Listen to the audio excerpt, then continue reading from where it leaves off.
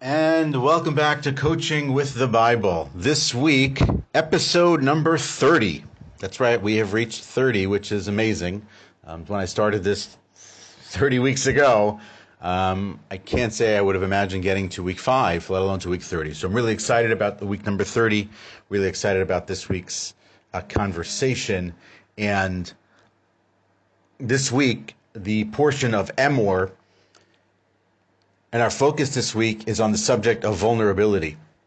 It initially had designs to speak about the concepts of joy, but in realizing and reading more, and over the last couple of days, I realized that before we can talk about joy, perhaps we need to talk about an aspect of life that leads to joy in reality, which is our own vulnerability, which I know for a lot of us is an uncomfortable subject, to say the least. And in a lot of the reading and listening to presentations on the subject, let's say the world expert on the subject, the person that people turn to on the subject of vulnerability, is Dr. Brene Brown, and the variety of workshops and books and lectures and presentations and articles that she has given and shared over the years on that subject and on many other subjects relating to emotions similar to vulnerability. The vulnerability is super important. And the way it sort of shows itself in this week's Bible reading, in this week's Torah reading, in the section of Emor, is really in two ways.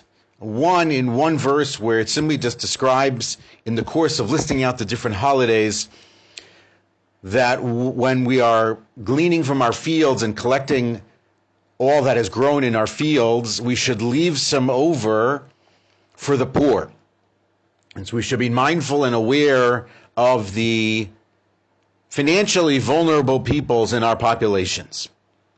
No other way to explain that. It's a really interesting verse, really worthy of a much larger conversation, really important because it does go to the heart of one of the ways in which we actually bring joy into our holidays is by adding and sharing and connecting with the financially vulnerable in our communities, the poor, the destitute, the people who are in need of charity. Obviously, in other ways in which we celebrate, and many of the commentaries and the Jewish law decisors have added in the notion that at every celebration of every holiday, we should have those who are challenged financially, communally, people who are disadvantaged should appear at our tables. The Bible is replete with multiple instances of discussions about the people who are in tough circumstances. Often it is described that the stranger among us is to be loved and to be treated with great respect and dignity and counted among us. And so the Bible talks a lot about people who are disadvantaged. And there are different vulnerabilities that come out. And really the focus that I wanted to share, because I'm always partial to narrative, is at the end of the reading of Emor, at the end of this week's reading, is that enigmatic story of what's known as the blasphemer. He who curses the name of God. And without going into great depth and discussion and conversation about that story, because it's a fascinating story and there are a whole host of ways to really explain that and to delve deeper into it, simply for the moment, focus on the predicament this person finds himself in when that story comes about in the text and how that plays out. And can we connect with that person in that moment when that story begins in verse number 10 in the 24th chapter of Leviticus? That person is disadvantaged. In a community that is built around a lot of commandments, a lot of compassion for the different kinds of people, commandments that relate to those kinds of people, in a community that is now defining itself and finding itself in the desert there, that it's setting itself up and organizing itself for the move into the land of Israel, into the land of Canaan, we find someone who falls through the cracks. It's a person who comes from a difficult family circumstance. It's not a typical parent situation. One parent, a member of the tribe, a member of the people of Israel, one parent not. It's a person who has no place, who has no home, who has no tribe. who is not welcome, who, according to some of the different exegetical literatures, the Midrashim, is trying to plant his flag, literally, among the tribe of his mother. And they're not letting. And he's taken to court, and he goes to court with the expectation that the court will have compassion and pity on him, and he will find a place, and he loses in the court. And he has no place to go. And so when he leaves the court, he is bereft, and he is at a loss, and he is exposed, and he is crushed, and he is open, and he is wounded. And there's no one for him. And so irrespective of what happens next, and that he curses the name of God, and that he is thrown into prison, and that he is punished for what he has done, can we sense where he is in those two verses? Can we connect to the emotional space that that person exists in, even if we're not there? Can we be empathic for that person? Can we appreciate that sense of disadvantage and vulnerability that's there? Because the truth is, his vulnerability is exposed. His vulnerability is something that everyone can see. His vulnerability is on his sleeve. He is wholly, completely, absolutely vulnerable in that moment. And truth be told, we all really are. But the reality of what we try to do is that we try to, as the literature says, we try to perfect everything. We try to put everything into clean and neat boxes so that we are not vulnerable. We try to make everything certain and obvious and objective. Even things that we believe, which things are faith and things of belief in our systems of faith, we very much try to put them in boxes and make them clear, clearly defined lines, because we don't like that ambiguity. We don't like to feel vulnerable. We pretend that the things that we do have no impact on others, or we think and we forget about the things that we do and the impact that they have on other people, because when we then think about them, we're vulnerable. But the reality of it is that at the heart of all the other things that the Bible describes in our will and our desire and our want to be joyous and happy and content with life when we celebrate all the holidays, that the heart of that joy, at the heart of all of our creativity, is a very powerful and palpable sense of being vulnerable. When a person puts out a new idea, puts out a new product, when a person wants to dance publicly and celebrate something great, they're being vulnerable. They're putting it out there. A great risk, a great exposure to the elements, to the people that are around them. And so vulnerability is really at the core of so much of who we are, and we try to numb ourselves to it.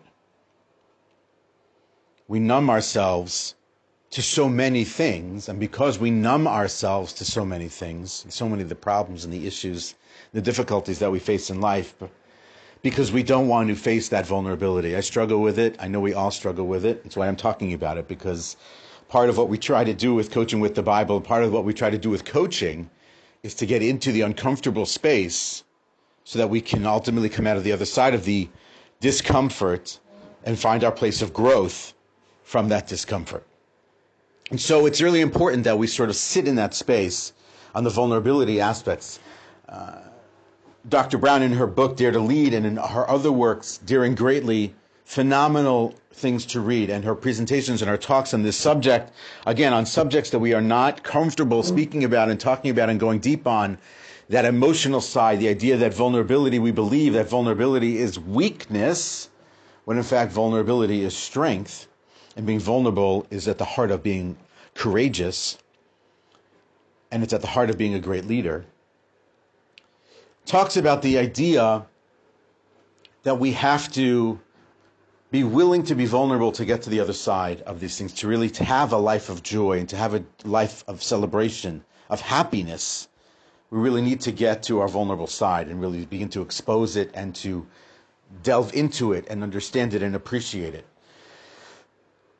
And part of that is what she describes. It's a very, what would theory sounds like a very basic structure to vulnerability, is really letting ourselves be seen. Being wholly ourselves in every moment means we're being exposed in all those moments and we're being vulnerable in all those moments.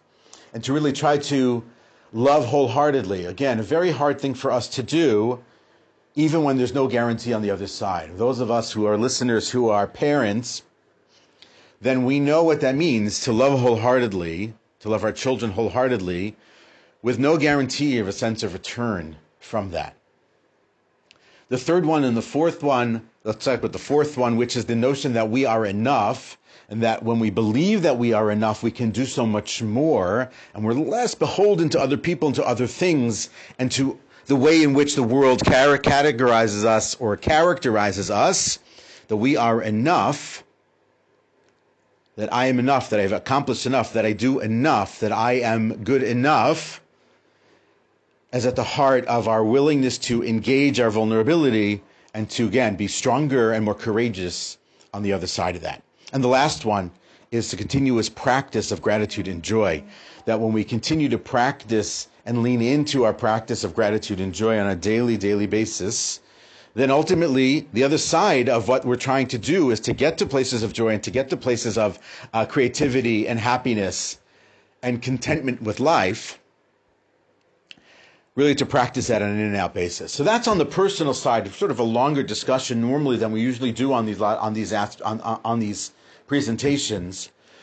But to really sort of understand and appreciate where we are on the vulnerability scale, what we do to avoid being vulnerable, what we can do for ourselves to lean into that vulnerability so that we can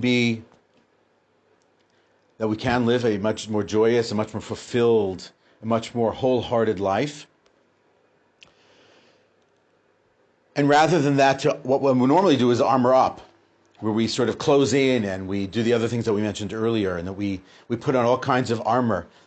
Certainly the case, and this I haven't seen yet in her literature, but in others I have seen, which is the idea that in the last year, with all the things that have gone on in the world, where in some cases people would, armor up at work and then come home and take their armor off once they entered into their homes, leave it in the car, in the driveway before they walked in to the house. Now, for many people, where there are no distinctions between the place where they work and the place where they live, then the armor is up all the time, which makes getting connected and being emotional and to really have that deep-seated relationship and the desired relationships that we want with our spouses and our children, we always have armor on. So everything is repelled and everything is pushed away and we can't connect and we can't get there and we can't go deep with the people we want to be deep with. And so we avoid all kinds of things, and we're certainly avoiding the vulnerability. We armor up.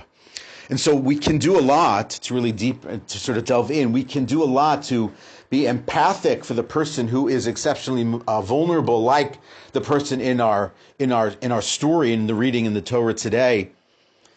And then also in our workplaces, we can create environments of comfort, of openness to the space where people can be vulnerable by, obviously, what we always talk about, the idea of leading it and showing it by example and not oversharing. It doesn't mean that every time you have an emotion as a leader, you should share with your team. That's not what I mean. And that's certainly not what Dr. Brown writes about in her books. That's too much.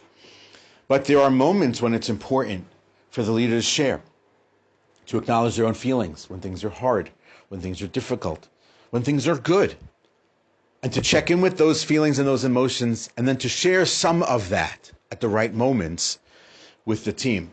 And when other people share that and they're being vulnerable because you've created a really good emotional, psychological space with your team, that people can be open about some of these difficult spaces, when typically speaking, people turn that stuff off when they go to work on a lot of occasions. I am certainly guilty of that in many situations.